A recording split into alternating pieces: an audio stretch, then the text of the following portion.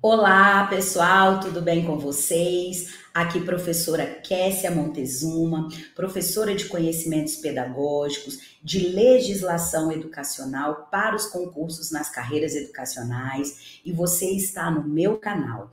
Esse canal que é todo organizado, estruturado para auxiliar você na sua preparação rumo à aprovação. Então, quero dar boas-vindas a todos, sejam muito bem-vindos ao meu canal. E hoje nós estamos aqui disponibilizando para você a correção de um simulado da FGV, que ficou programado que a gente ia fazer numa live, mas tivemos problemas com a transmissão ao vivo e não pudemos realizar na data que havíamos combinado. Mas para não deixar você sem essa correção, para cumprir aqui o nosso compromisso, estamos disponibilizando para você hoje a correção desse simulado, ok? Então, vamos fazer aqui, pontuar as questões, trazer para vocês os elementos importantes que a FGV costuma trabalhar quando o assunto é educação. Mas antes da gente começar, eu quero pedir para você que está chegando aqui no nosso canal, que por alguma razão veio até nós, se inscreva no nosso canal, ative aí o sininho das notificações, para que todas as vezes que a gente postar algum assunto, trouxer para você um conteúdo novo, você seja avisado e fique atualizado. E também você pode fortalecer esse canal que não é meu, é nosso, é seu, que está aí se preparando para ser um servidor efetivo da educação, compartilhar com o maior número de pessoas esse canal. Se você sabe que tem um amigo, um colega de trabalho que está também nessa trajetória buscando a aprovação, compartilhe o nosso canal, coloca aí no seu grupo de estudos, no seu grupo de trabalho, para que a gente possa cada vez mais estar levando até vocês conteúdos relevantes e significativos. E você pode também, além de estar comigo aqui no YouTube, também me acompanhar nas minhas outras redes sociais. Você pode me encontrar lá no Instagram, pelo @Kessia Montezuma. Você pode também me encontrar no Facebook, por meio do Kessia Montezuma, e no Telegram, você me acha lá no Pedagogia Total, ok? Belezinha? Então, ó, vai ser um prazer também interagir com você nesses outros espaços. Então, de fato, iniciando aí o que a gente tem para hoje, vamos acompanhando aqui, né? É a correção do simulado da banca FGV. E aí, gente, a banca FGV, deixa eu colocar aqui para vocês, a banca FGV é uma banca muito tradicional quando se fala em concursos de carreiras educacionais. Ela costuma estar presente aí em diversos certames. E, atualmente, ela é a banca que vai organizar o concurso lá de Tocantins, ok? Mas, eu não sou de Tocantins, não sou das regiões próximas, não vou prestar esse concurso, então eu vou sair dessa live porque eu não estou aí prevista de fazer esse concurso. Olha, não pensa assim não, tá? Porque é importante que você faça as questões da banca que vai organizar o seu concurso, certamente, é fundamental. Mas você que não vai fazer, é importante também que você faça as questões de diferentes bancas.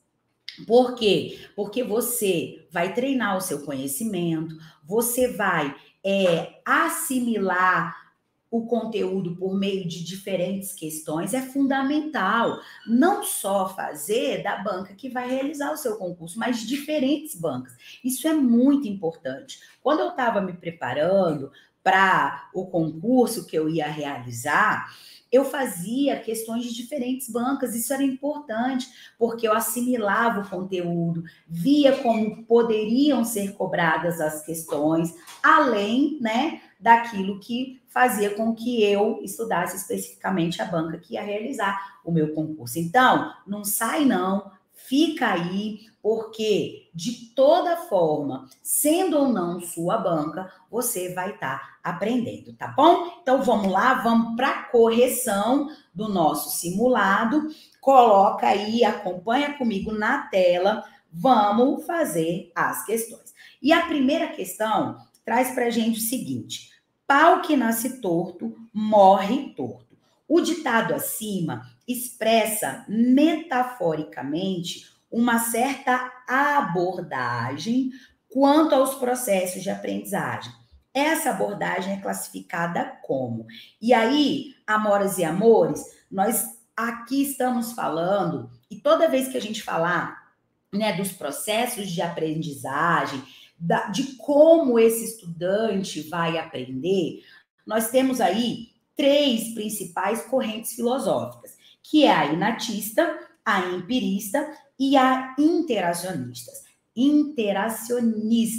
Essas são as 3 principais correntes ou abordagens filosóficas que orientam as teorias da aprendizagem, que são muito cobradas nos concursos educacionais. E essas 3 principais correntes filosóficas têm as suas definições próprias. E é isso que a questão está cobrando aqui da gente. Qual é a corrente filosófica que se direciona, que metaforicamente se relaciona com esse ditado popular? Pau que nasce torto, morre torto. E aí, ó, a primeira alternativa para gente é a que está presente na letra A, que diz assim, ó, inatista, pois o aprendizado é fruto de uma relação endógena, ou seja, uma relação que já está dentro de mecanismos considerados inatos, ou seja, que o indivíduo já nasce com ele e que ocorre por insight, ó, essa palavrinha aqui, ó, insight, ou seja, pela reorganização receptiva de conteúdos, de situações presentes no cotidiano desses indivíduos.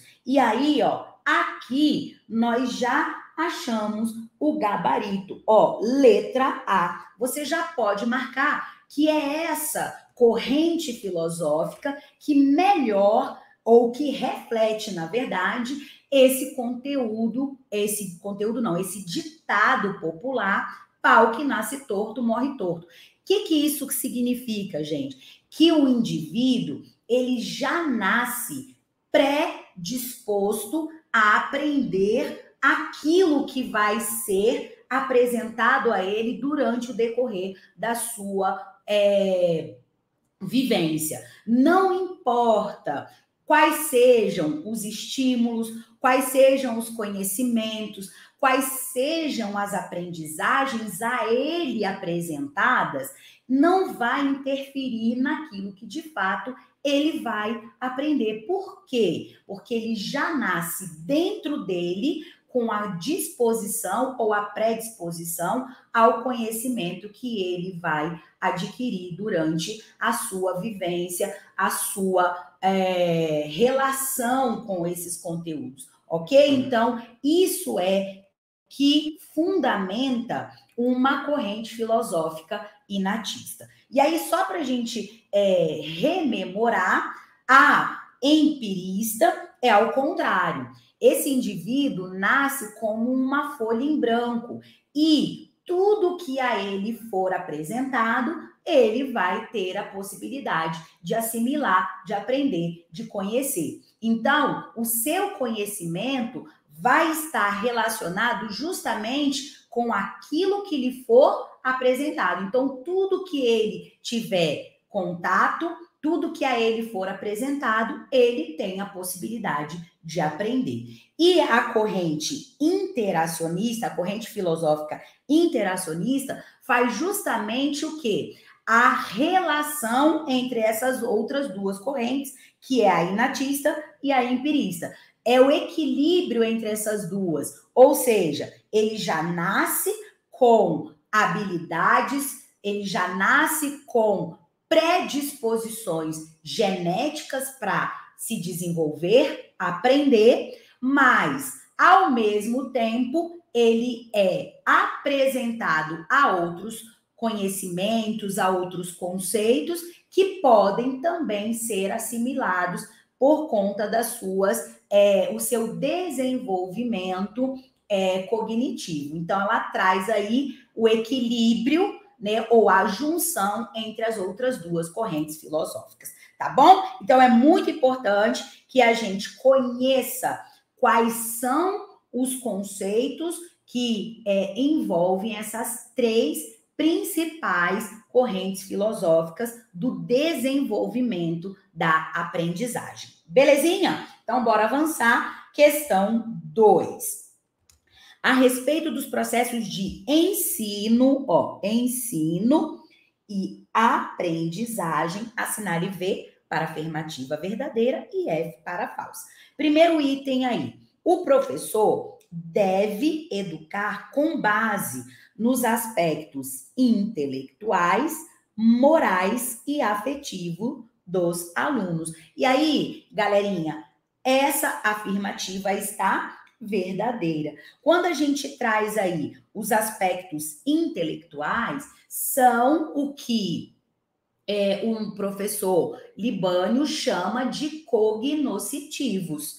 Quando a gente traz para a aprendizagem, para o ensino e aprendizagem, os aspectos morais e afetivos, o professor Libânio chama de socioemocionais, que também vão estar presentes nos normativos, como, por exemplo, a Base Nacional Comum Curricular. Então, afirmativa verdadeira. A segunda afirmativa traz para a gente que o professor deve oferecer meios para que os alunos desenvolvam suas habilidades com autonomia. Verdadeiro isso aqui também. O professor, ele deve trazer o quê? Meios. Então, o professor tem um papel de mediador e não de trazer de forma impositiva o conhecimento e a aprendizagem. Então, os estudantes devem, nesse processo, sempre desenvolver as suas habilidades com autonomia. Então, tá corretinho. E a terceira afirmativa traz que o professor deve priorizar, ou seja, ele deve, em primeiro lugar, trazer a transmissão dos conteúdos, sem considerar a individualidade dos alunos. De jeito nenhum, né? Essa afirmativa ela tá falsa, porque nessa relação de ensino e aprendizagem, o professor, ele deve sim estimular as habilidades desses estudantes com autonomia, acabamos de ver na afirmativa anterior, considerando as suas individualidades, sim, tá? E não sem considerar. E dentro daquilo que a gente já marcou aí, o gabarito só pode ser o que está presente na letra E. São duas afirmativas verdadeiras e uma falsa. Vamos para a terceira questão? Associe cada estratégia de integração disciplinar, que a gente pode também chamar de abordagens disciplinares ou abordagens curriculares, a sua definição. A que está no item 1, na verdade não é item 1, né? O número 1 aqui é multidisciplinaridade, 2, interdisciplinaridade e 3, a transdisciplinaridade.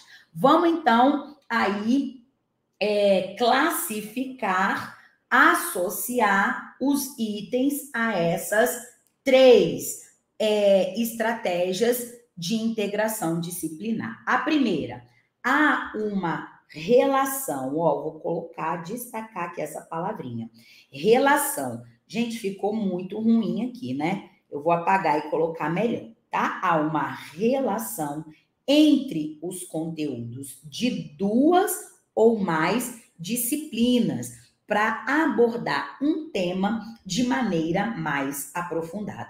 Quando a gente trouxer, pessoal, palavrinhas como relação, integração, articulação entre 2 ou mais disciplinas, a gente vai estar sempre falando da interdisciplinaridade. Então, aqui, é o 2. Interdisciplinaridade, ok? Terceira afirmativa. Um tema,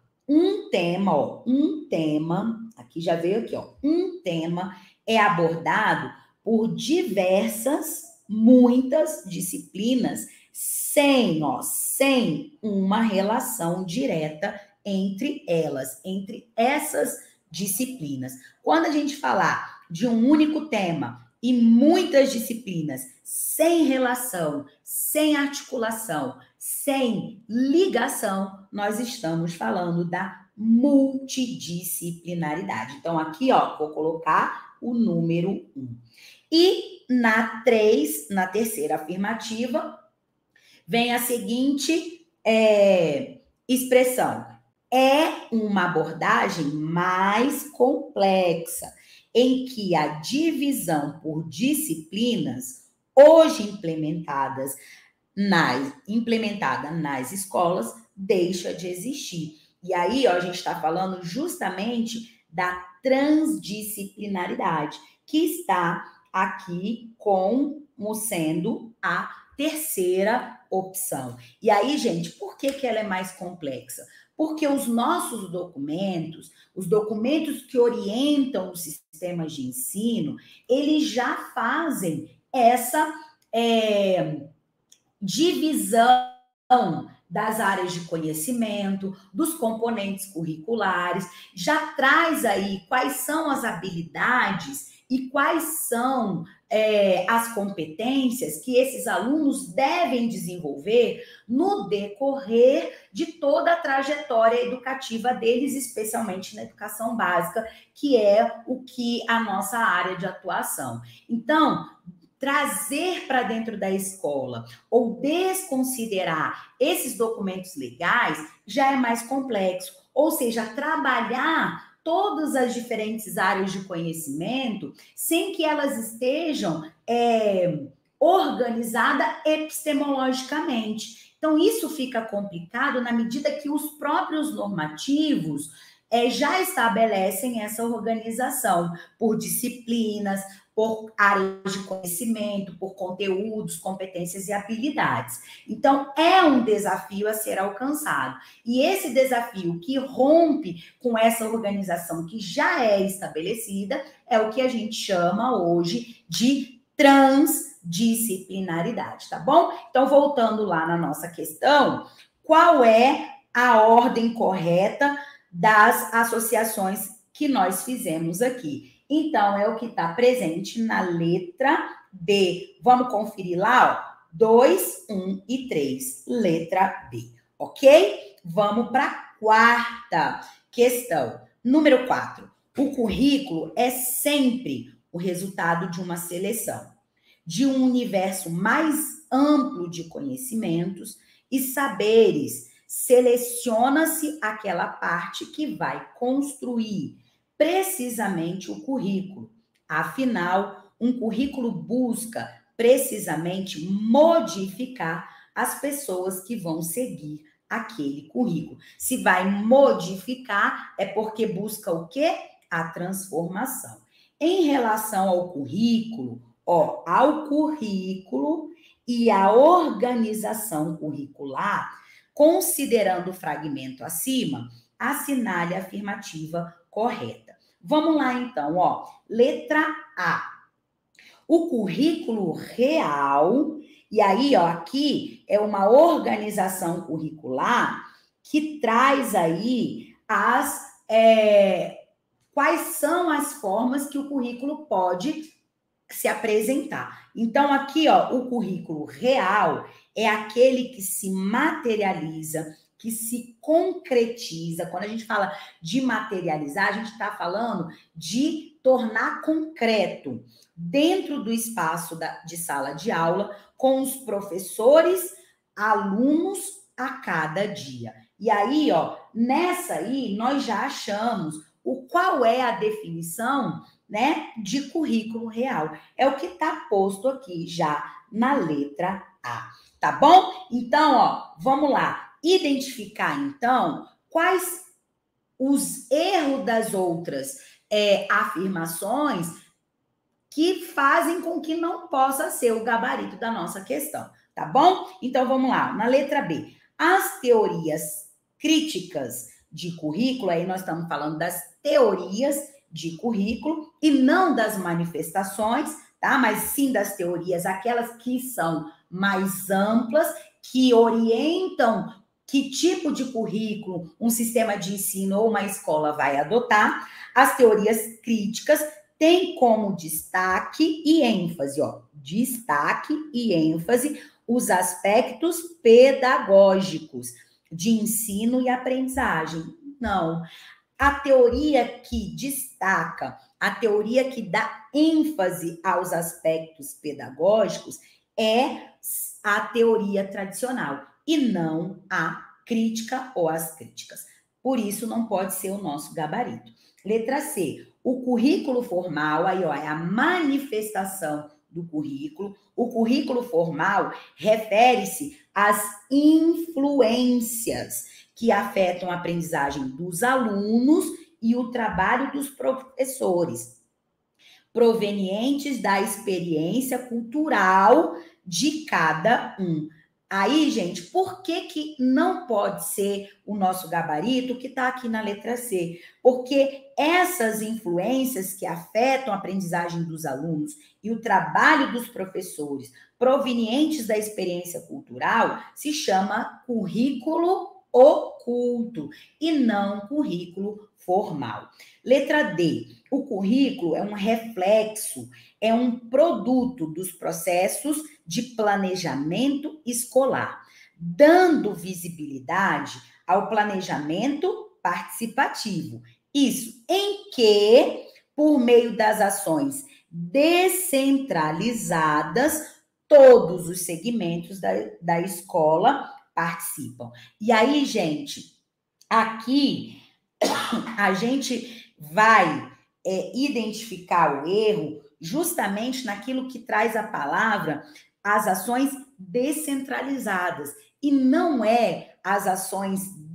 são, né, as ações descentralizadas, e sim as ações o quê? Integradas e não descentralizadas, tá bom? Por isso que não pode ser o nosso gabarito que está na letra D. E a letra E, o currículo oculto traz institucionalmente os conjuntos de diretrizes a serem seguidas. Desculpa, gente, minha voz está um pouquinho aqui comprometida, mas a gente segue aqui, tá bom? Traduzido em disciplinas e programas, passado ao professor na forma de guias de ensino, de programas e livros didáticos. Pessoal, esse não é o currículo oculto.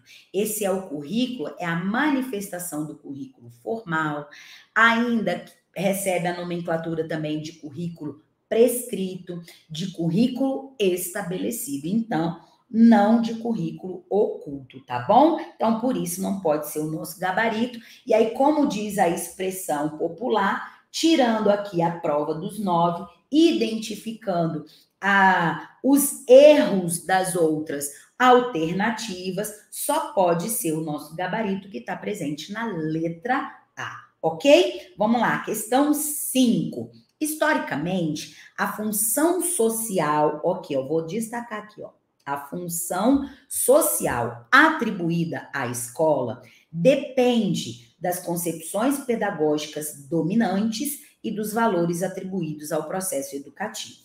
Sobre o papel da educação para a sociedade brasileira, relacione as concepções listadas com a função social que cada uma atribuía à escola. E aí, são dadas as opções. Para a pedagogia tradicional, que predominou nos meados do século XIX até 1930.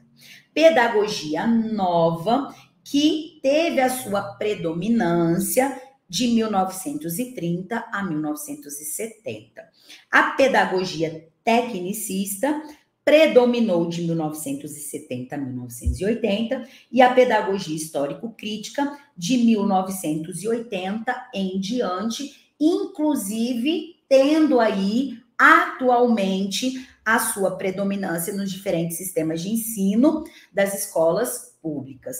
Meus amores e minhas amoras, essa classificação, essa relação histórica com a concepção pedagógica, e essa classificação tem aí a sua base no professor Demerval Saviani. É ele que traz aí essas concepções pedagógicas, relacionando historicamente a função social com as abordagens pedagógicas ou concepções pedagógicas, tá bom? Então, vamos analisar de acordo com a classificação dada por Saviani. E aí, primeiro, instrumento de correção da marginalização e são duas palavras bem importantes. Essa aqui, a correção da marginalização e de adaptação dos indivíduos às normas sociais.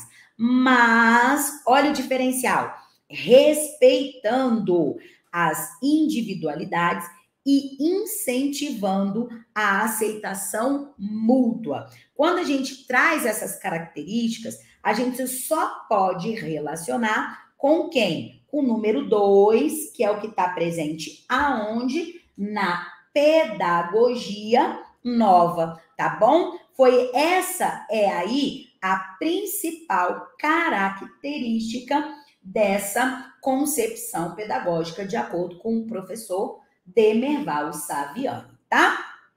Segunda, meio para discutir os conteúdos, discutir os conteúdos culturais e historicamente atribuídos ao currículo, inclusive substituindo os conteúdos formais por conteúdos reais, dinâmicos e concretos. Quando a gente fala aí desses conteúdos culturais historicamente atribuídos ao currículo, é o quê? É o que historicamente o conhecimento foi sendo construído pela sociedade e transmitido de gerações em gerações, tá? Então, quando a gente fala disso, nós estamos falando de quem? Da pedagogia histórico-crítica. Eu vou botar aqui o 4.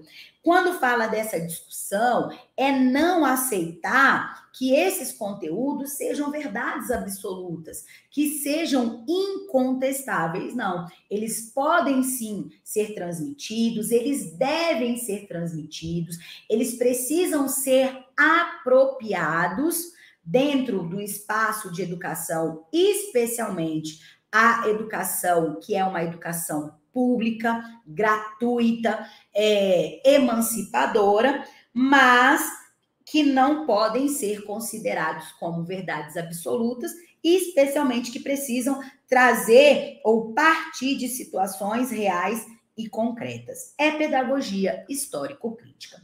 3. É um dispositivo para formar indivíduos eficientes, capazes de contribuir para o aumento da produtividade da sociedade, investindo em escolas técnicas. São duas palavrinhas aí importantíssimas que vão nos ajudar a identificar essa concepção pedagógica. É o quê? É a eficiência, produtividade e o quê? Escolas técnicas. Então, a gente está falando do quê? De uma concepção da pedagogia tecnicista, que está presente aí na 3, na opção 3. E, por último, antídoto à ignorância para todos. Antídoto, remédio, solução, né? À ignorância para todos. Difundindo a instrução e transmitindo de forma sistematizada e gradual conhecimentos acumulados pela humanidade. E aí só pode ser o quê? O que está na alternativa 1, que é a pedagogia tradicional. Meus amores, foi o que eu acabei de dizer, né? Antídoto à ignorância para todos, difundindo a instrução e a transmissão, ou seja, o conhecimento, os saberes como verdades absolutas, tá? Então, é o que caracterizava a pedagogia tradicional. E aí, ó, buscando a sequência apresentada, que é 2, 4, 3 e 1, é o que está presente aonde? Na letra C, tá? Então, o nosso gabarito é o que está presente na letra C. Vamos lá. Questão 6. Concepção surgida na segunda metade do século XIX, que propõe uma pedagogia ativa, ao colocar o aluno no centro da aprendizagem, atribuindo-lhe um papel fundamental na aquisição do conhecimento. O trecho acima refere-se à concepção pedagógica conhecida como letra A, pedagogia nova, letra B, escola tradicional, letra C, tendência tecnicista, letra D, tendência libertadora e letra E, pedagogia histórico-crítica. Aqui, ó, foram colocadas como alternativa as classificações que são dadas pelos dois autores de referência, tá? Que é o professor José Carlos Libânio e o Demerval Saviani. E aí, ó, já aqui a gente vai trazer e relacionou para vocês duas palavrinhas-chave, tá? Que é uma pedagogia ativa e colocar o aluno no centro. Diante dessas duas características principais que fundamentam essa concepção, nós só podemos marcar o que está presente aonde? Na letra A. O gabarito é a letra A, pedagogia da escola nova, ok? Bonitinho? Então, vamos avançar lá para a questão 7. Uma professora de educação básica planeja e acompanha sistematicamente o processo evolutivo de seus alunos nas atividades em sala de aula e considera os erros como pontes para novos saberes. Ela realiza observações e propõe exercícios no sentido de ajudar os estudantes a aperfeiçoarem suas aprendizagens e reverem os seus equívocos. Essa intervenção é caracterizada como uma avaliação, letra A, classificatória ou seletiva? De jeito nenhum. Por quê? Porque ela não traz aí, nem atribui conceitos, valores, ok? E nem seleciona, nem separa os que são bons dos que são medianos ou que são considerados ruins, tá? Então, não é essa intervenção, não é esse tipo de avaliação que a professora utiliza. Letra B, excludente ou pontual? Não, porque, olha lá, sistematicamente o processo, então ela não é pontual, ela vai acontecendo de forma o quê? Gradual, então não pode ser pontual e nem excludente, tá? Letra C, mediadora e formativa? Aí sim. Aqui são as duas características que essa avaliação traz. Primeiro, quando eu disse ser mediadora, porque ela realiza observações e propõe. Então, o papel dela é mediador.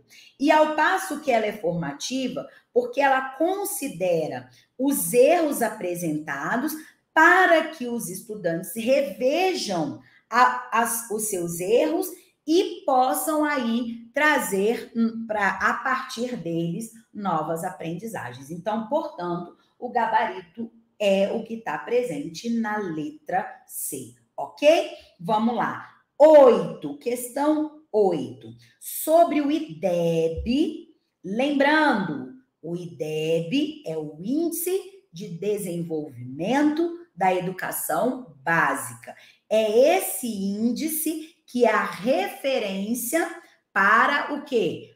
As avaliações externas, as avaliações em larga escala, aquelas avaliações que vão aferir o nível de proficiência dos sistemas de ensino e das suas escolas. Então, sobre o IDEB, analise as afirmativas a seguir. Primeiro, é o principal indicador adotado pelo governo federal para traçar metas educacionais a serem alcançadas por escolas e redes estaduais e municipais. E aí, gente, ó, certinho. Lembrando que também vão estar presentes aí a rede distrital de educação, né? Porque nós temos como entes federados, não apenas os estados e os municípios, o Distrito Federal é um ente federado com características sui generis, ou seja, características únicas que a eles são atribuídas, mas existe também aí as escolas que pertencem ao sistema distrital de ensino. Então, aqui tá tudo certinho, tá? Item 2. A ideia central da adoção de metas pelo IDEB é a de obter um maior comprometimento das redes e escolas com a melhoria dos indicadores educacionais. Exatamente. Se você tem uma referência, se você tem um índice a ser alcançado, existe um maior comprometimento, tanto das redes quanto das escolas, em alcançar esse índice, ok? Então, tá certinho aí o que está proposto na afirmativa 2. 3. O indicador expressa exclusivamente uma medida da aprendizagem dos alunos, a partir dos resultados da Prova Brasil. E aí, gente, esse aqui está errado. Por quê? Porque o indicador, ele não expressa exclusivamente uma medida da aprendizagem dos alunos. Esse indicador, ele também vai trazer outros elementos importantes que vão subsidiar as políticas públicas para a educação básica.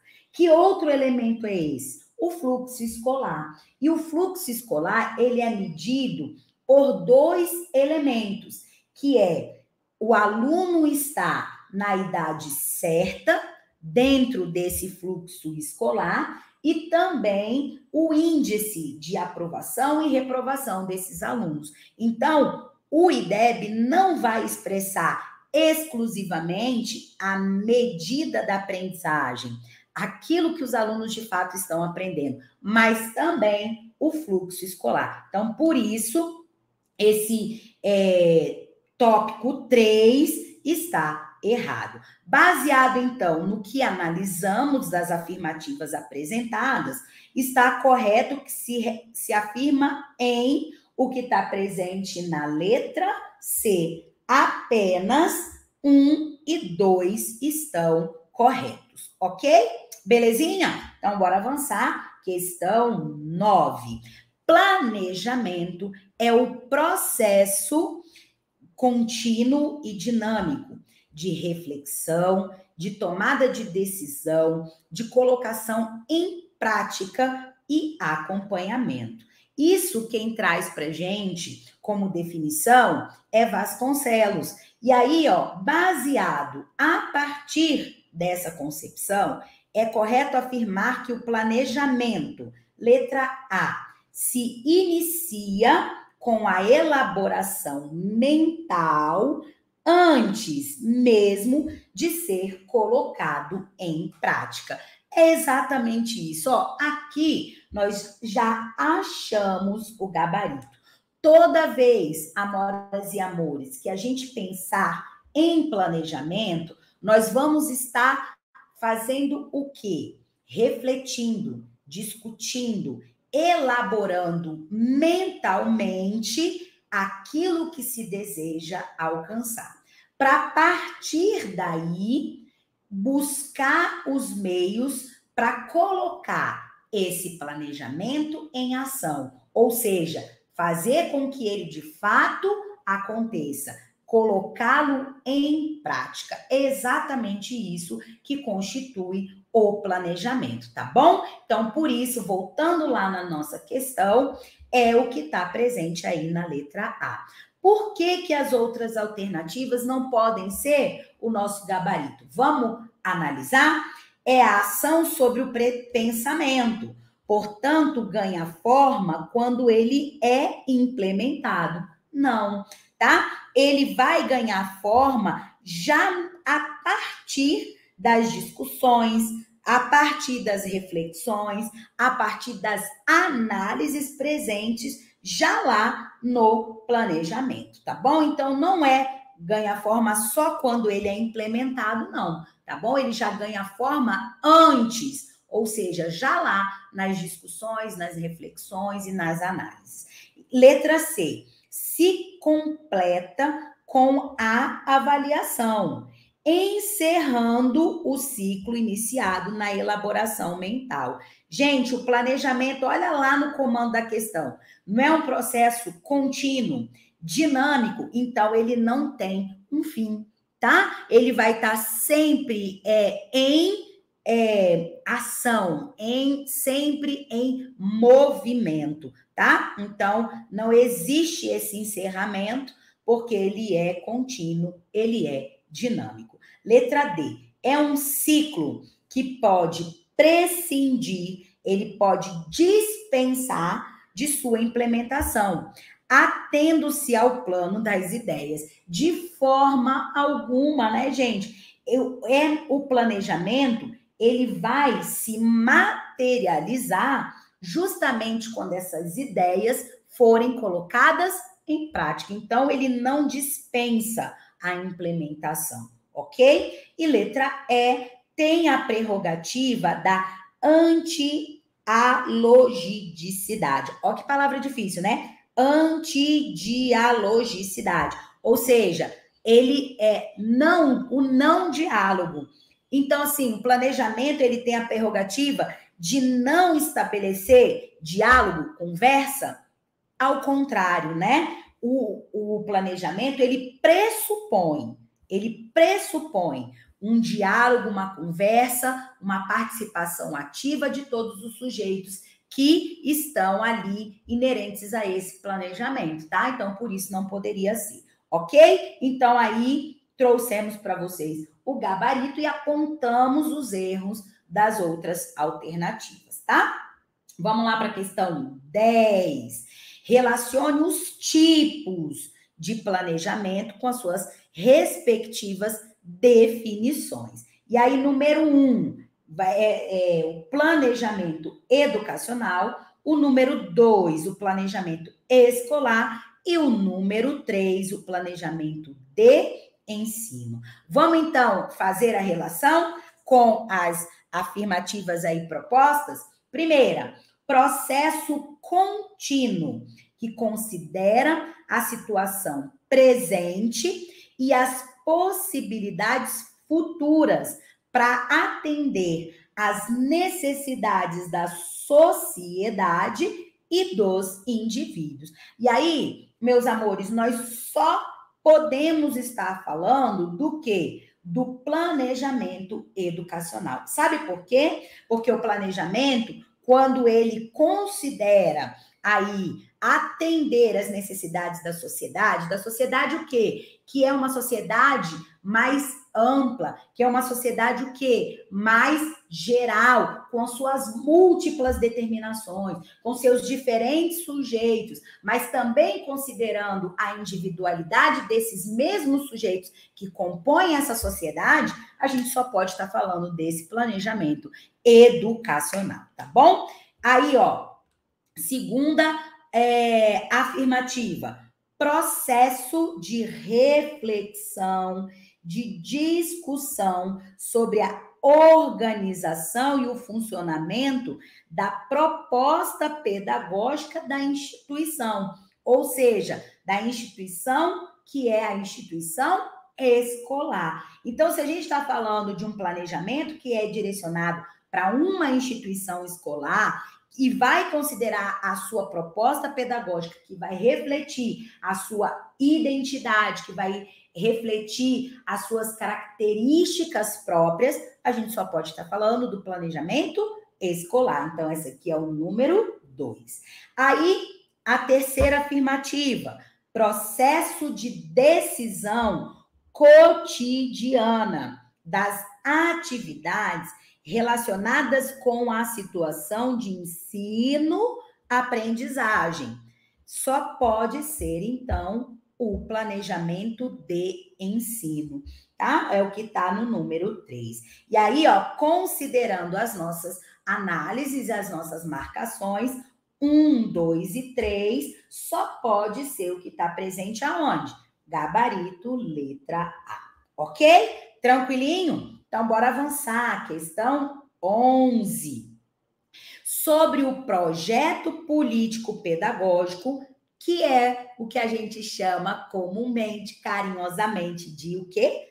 PPP, é correto afirmar que, letra A, confere identidade à instituição de ensino, na medida em que divide os alunos de acordo com as suas capacidades físicas e cognitivas. Olha, pessoal, não existe essa função para o projeto político-pedagógico de trazer a divisão, de trazer a classificação, de trazer a seleção dos diferentes sujeitos que compõem essa instituição de ensino. Não é a função. Pelo contrário, o projeto político-pedagógico, ele vai considerar todas as diferentes formações, todas as diferentes constituições dos sujeitos que estão presentes nessa escola e não vai dividir esses alunos, ok? Então, não pode ser o que está aí na letra A. Letra B, decorre da participação coletiva. Ó, participação coletiva da comunidade, que conjuntamente elabora o marco legal, independentemente dos poderes públicos. Ai, ai, ai, ai, ai. Tava indo tão bem, né? Mas quando trouxe essa expressão, essa palavrinha independente dos poderes públicos, não, gente. O projeto político-pedagógico, ele vai caracterizar, vai ter como princípio a sua autonomia, a sua liberdade de elaboração? Sim, porque vai considerar as suas características, as suas subjetividades. Quando eu digo suas, é da instituição de ensino, certo? Mas ele não pode estar independente do que é estabelecido pelos marcos legais, pela legislação do poder público destinada à educação, tá bom? Então, muito cuidado, muita atenção com isso. A autonomia e a liberdade não pressupõe que esse projeto político-pedagógico não obedeça às leis, aquilo que está estabelecido, tá bom? Letra C. Resulta da autonomia da comunidade interna e externa em planejar a identidade e a gestão da instituição de ensino, tendo em vista a base legal. Aí sim, né, gente? Aí nós achamos a alternativa correta, é a letra C. tá? É exatamente isso que pressupõe a elaboração do projeto político-pedagógico da escola. E para a gente fechar, questão 12, aí dessa banca FGV, que é uma banca muito tradicional em elaborar concursos nas carreiras educacionais, vamos para ela. Em 20 de dezembro de 1996, o texto da Lei de Diretrizes e Bases da Educação Nacional, a Lei 9394, conhecida como Lei Darcy Ribeiro, foi sancionado pelo presidente Fernando Henrique Cardoso e em 23 de dezembro foi publicada no Diário Oficial da União. A Lei de Diretrizes e Bases da Educação Nacional, a Lei 9394/96, letra A, estabeleceu níveis progressivos de ensino, a saber, a educação infantil, o ensino básico e o ensino superior. Galerinha, ó, quando trouxe aqui níveis progressivos de ensino e elencou aí, mencionou aí a educação infantil, não pode ser o nosso gabarito. Sabe por quê? Justamente porque educação infantil não é um nível, e sim uma etapa do primeiro nível da educação nacional, que é a educação básica, tá? Então, portanto, letra A não pode ser o nosso gabarito. Letra B, reconheceu a importância da escola nas diferentes fases do desenvolvimento, oferecendo educação especial, preferencialmente na rede regular de ensino. É exatamente isso que prevê uma das